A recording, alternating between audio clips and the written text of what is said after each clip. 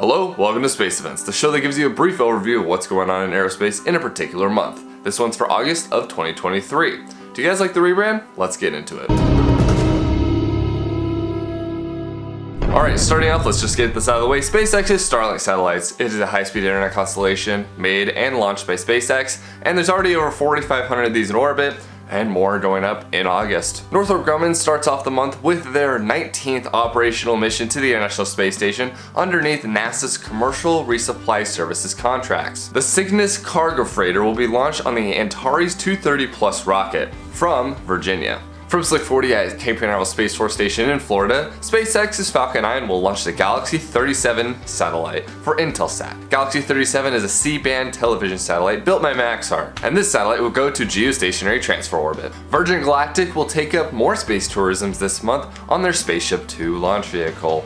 From New Mexico, the Spaceship 2 will launch 6 private citizens, space tourists, to space on a suborbital trajectory. The crew consists of the first Olympian to go to space and the first mother-daughter pair to go to space. Right back to Launch Complex 39A at Kennedy Space Center in Florida, SpaceX will launch the Crew 7 mission to the International Space Station. This is the 7th operational Crew mission to the International Space Station for SpaceX's Dragon capsule. This one will be on the capsule Endurance. This mission will already be the 54th mission for SpaceX in 2023.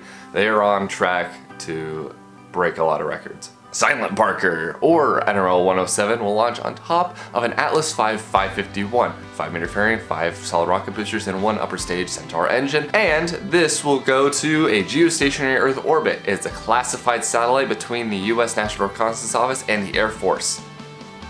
So we don't really know much about it. We Love the Nightlife is going up on an Electron rocket for Rocket Lab. This is the first launch of Capella Space's next generation Earth observation satellites entitled Acadia. This thing's going to low Earth orbit out of New Zealand. Back to SpaceX, the O3b mPower 5 and 6 mission will go to a medium Earth orbit, which is kind of interesting, for SES. These satellites are broadband internet services that cover most of the populated world. Like every SpaceX rocket launch this month, the booster will come back and land either on a drone ship in the Atlantic Ocean, Pacific Ocean, or back on land at a landing zone. That wraps up the confirmed launches for the month as of July 30th, which is when I'm recording this. However, I want to talk about something that probably won't happen, but if it does happen, I will regret not talking about it, so here we go. SpaceX's Starship's second integrated flight test. It was a success getting off the launch pad and getting about 4 minutes into flight before a rapid unscheduled disassembly. The next pair of Starship and booster coming up is Ship 25 and Booster 9.